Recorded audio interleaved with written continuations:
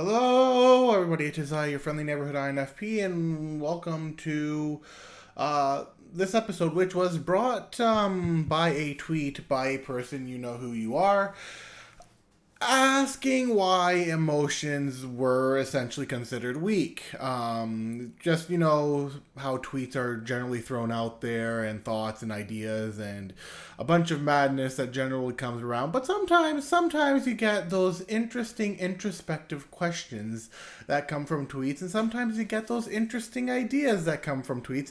And one of those ideas or introspective moments was, why are emotions considered week? Which is, an interesting question to ask. And I have, as it is far too depth of a subject to put into a 250 character tweet, I have decided to make a video on it because why not? It seemed like an interesting subject, and I think people would be interested in this.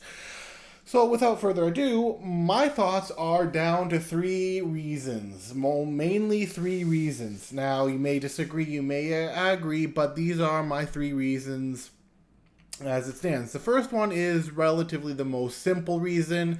It doesn't require as much thought as the rest, and that comes in the form of children. Children who, because they have not grown, they're in the process of learning, they're very emotional beings from childhood to teenage years until they become an adult. Very wide range of emotional states that they go through. And children are often considered to be weak, and they are often considered to have shown more emotions than adults do. Therefore, it is simply one of the many reasons that one may consider emotions being weak is they may believe that, or part of it may come from the belief that it comes from a more innocent state, a more naive state, a more childlike state, and thusly a more weakened state. Whether that is the only reason is not it, because like I said, there are two more, and they all combine into what I believe is the main reason, or are the main reasons that our emotions are considered weak, because they're all combined into this one thing. The second reason, and I know some of you may not like this, but women. Now, some of you may be going, whoa, hold on, unfair. Allow me to explain. Women have, in mythological stories, have often been the cause for disaster. They've been the cause of many different things due to emotions, due to manipulations, due to being able to use their emotions and the emotion of others to manipulate things the way that they see fit. For example, if we are talking about some of the biblical stories, we've got Adam and Eve. Eve bit the apple first, and then she convinced her husband, who probably loved his wife, to eat the apple. Therefore, an emotion, a state of weakness, bad things happen. Then we have Samson and Delilah. She used her ability to manipulate his desire for her. Bad things happen. He died. So did a bunch of Philistines. But the point still remains. We've got David and Bathsheba. Once again, there's like a kind of subtle manipulation there that's not as apparent. Yes, David shouldn't have been where he was, but like, they're still manipulating the emotions of a man, if they want that man, to then potentially cause something bad to happen. If we look in the Greek pantheons, we've got Pandora's box. If we look in what was it? Like, I would say quite a bit of Pandora's box is actually the only other one that I can think of, because I don't know the other mythologies as well, but I know it exists because, like, for example, in Japan, you have Amaterasu, or Amaterasu. I do not know how to say her name properly. Sue me. She's the sun goddess of Japan, and where the Japanese, I believe, get their idea for the flag from. I could be wrong on that, but that's how I believe it comes from, because land of the rising sun, she's considered the sun goddess. Anyways, if you don't know anything about Amaterasu, she got insulted by Susanoo and decided to lock herself away until, was it Hierophant? Somebody, I can't remember. He's like the god of knowledge or wisdom or whatever in the, is it the Shinto pantheon? Is it part of the Shinto? I want to say Shinto. You can correct me if I'm wrong here. So he convinces her to come out, but because of what Susanoo did to upset her, which caused great strife to fall upon the land, Susanoo then had to go and fight the eight-headed snake Orochi, and essentially that whole quest of Susanoo went down to place simply due to emotions. Now, this isn't to say that women aren't strong, which is what some of you may be thinking. But it is the state of how they're able to manipulate, how they're able to cause potential bad things to happen. And remember, there's still a third thing left. And here's another reason. Women, scientifically, are said to be physically weaker than men. So how do women get what they want? They use emotions. They use subtle manipulations. They use the other person's desire for them. The desire to please, the desire to do this, the desire to do that. So this can be like anywhere from breaking down here to do manipulating there. And, sometimes women are also said to be the more emotional beings out of both guys. Most emotional beings versus guys and girls. Guys aren't as emotional as women are. So, for example, I, as a male INFP, will not be as emotional as a female INFP, as an example. So because women are known to be more emotional, they also use those emotions to their advantage to often get what they want. Controversially, they also use those emotions to be extraordinarily brutal. Like, holy crap. The, insane level of emotional manipulation they are able to pull is insane. They wield that thing like a two-edged sword. You piss one off and heaven help you. So once again, that can be seen as a sign of weakness. And at least for the people who are falling victim to it or for whatever happening. And I don't know why it is that way, but once again, combined with the child, then combined with the women already being more emotional than men, all ties into the third and final reason, and that is the negative emotions. These negative emotions are why wars have been fought. These negative emotions are why alliances have been forged and broken. These negative emotions have been why heroes have fallen. These negative emotions have been why, honestly, a lot of strife is happening in the land.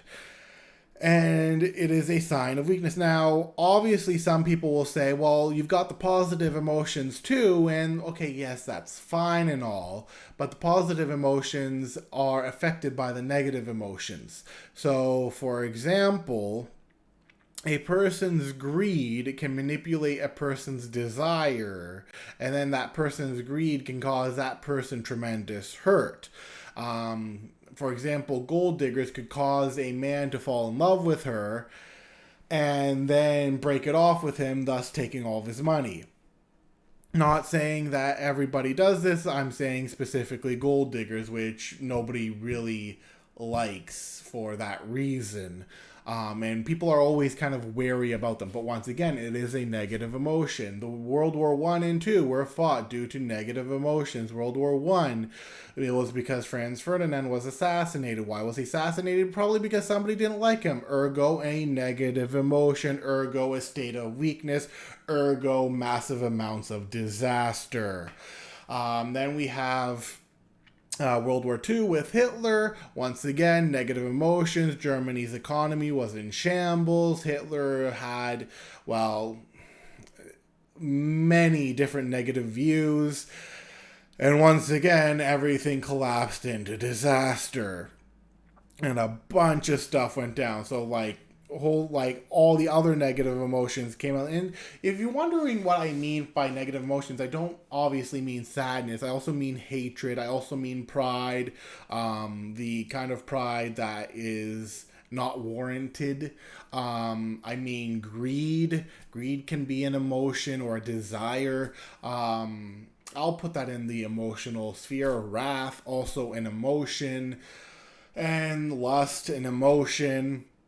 And every person is suffering from one of these obvious emotions that they have, which is part of the 7 deadly sins, so to speak. And if you are able to find out a person's weakness, as in what is their biggest sin, you could very easily manipulate them. Is it right? No, but if you wanted to do that, you could.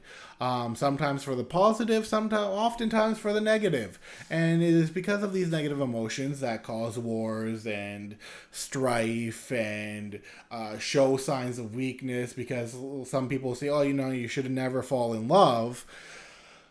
The reason being is because they had been hurt before by a negative emotion, thus affecting a positive emotion that they think that they need to squash aside.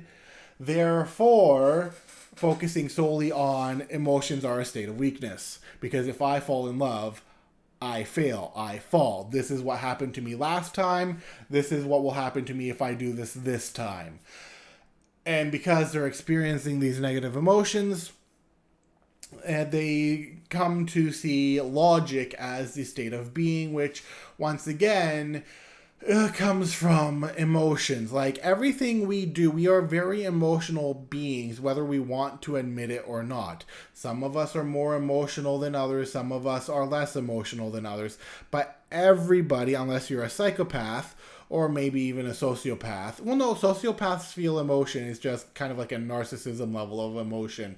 Psychopaths, however, don't actually care. They just want to see what happens. They're cold, they're calculated, and they're very good at pretending and manipulating, and holy crap, yikes, big yikes on those guys. But normal day-to-day people, everybody usually will feel an emotion of some sort or the other. There is no escaping this. We are emotional beings. But then why do you view logic higher than emotion? Because oftentimes emotions have caused some kind of hurt or some kind of state of weakness that has caused societies to collapse. Another good example of this: society is collapsing due to a negative emotion. Well, not sort of a negative emotion. Negative emotions were involved. But the whole Battle of Troy, so Helen of Troy, that whole ordeal where they went over that massive battle, yeah, that is, you got desire, you got jealousy, you've got hatred, you've got a whole slew of things. And then you've got the meddling of the gods. And logic wasn't exactly put entirely in place there. Yes, there was logic seen, as seen with the Trojan horse and the adventures of Odysseus. But there were also a lot of emotional things that happened. I would say would far outweigh the logical. So, for example, you've got Achilles, one of the greatest heroes at the time, died. You've got the entire city being destroyed. You've got infighting between gods, and just, it was madness. And so, because you have these things falling in mythology and in general civilization and in history, which are often brought by negative emotions, there are some exceptions, which are natural disasters. You can't really do much of those. That's like way out there in the realms. What I'm talking about is like the philosophical and theological implications of why emotions are considered weak. And so, with that being said, because of all of this happening, and because people have allowed negative emotions to affect them so much, it's why people will be very hesitant. It's why people will harbor hatred more than love. It is why people will come out in massive mobs to lynch a person. All of these are negatives and are seen as signs of weakness because you're letting your emotions overrule your logic. But that doesn't mean emotions itself are a bad thing. It doesn't mean that emotions themselves aren't considered a strength. The problem is that we're letting too much of the negative affect what we do, that has become has become considered a weakness. So, figuring out what to do with these emotions, a bunch of philosophers have said you should do this or you should do that, or men should do this or men should do that, or women should do this and women should do that. And then you've got books like Men Are From Venus, Women Are From Mars, and you've got like this whole slew of things that looks at it and goes, well, this is how it is, without actually looking at just how gray it is. Now, obviously, I see a lot of things in black and white, granted, but that is just some of my thoughts. So, I think one of the prime philosophies that came when it came to seeing emotions as weak and not showing your emotions and being the stern whatever is the philosophy of stoicism, or being stoic. Not a huge fan of that philosophy myself, but it is a philosophy where emotions are to be controlled, not shown. Everybody should be like, and there shouldn't be a kind of, hold on. Yeah, so basically, Stoicism was the idea that one had to control your emotions. One had to control your pleasures. One had to control your pain. One had to control your fears. One had to see things in a logical mindset. Emotions were not considered to be a big thing.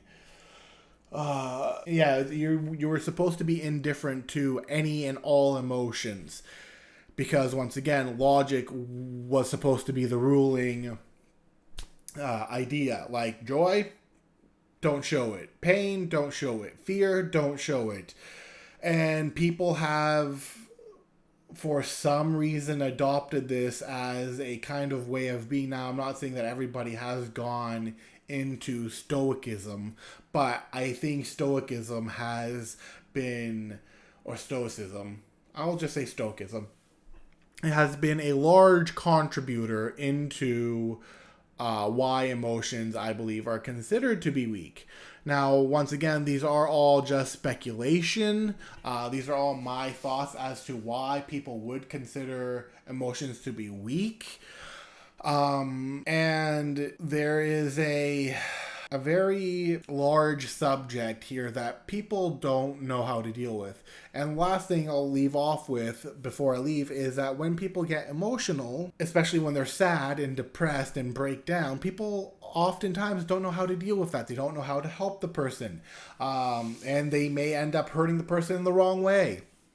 And so they're like, oh, well, you shouldn't be feeling that, or like pick yourself off the ground and keep going. You can't linger there. It is a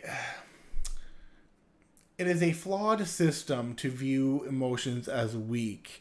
And I'll leave off with this, that because it is a flawed system to view emotions as weak, we aren't then considering how having emotions can be considered strong, or how emotions can be considered strong. Like, there should be a balance between emotions and logic. One should not overtake the other, because then we have no compassion, no love, no joy, no growth, no anything. And then with logic, or with emotions, then we have no logic, we have no putting things together, we have no building up societies and structures and all of that. And like knowing what is logically sound that will help develop things further. And honestly, at the end of the day, it's because the balance has been skewed. The scales have been tipped, and because the scales have been tipped in the favor of logic, and in for some the favor of emotions, screw the favor of equilibrium, we get what we get, and we get emotions being seen as weak. Those are just my thoughts. Let me know what you think. And yeah, that is it for this video, and I'll see you guys next time. Bye bye.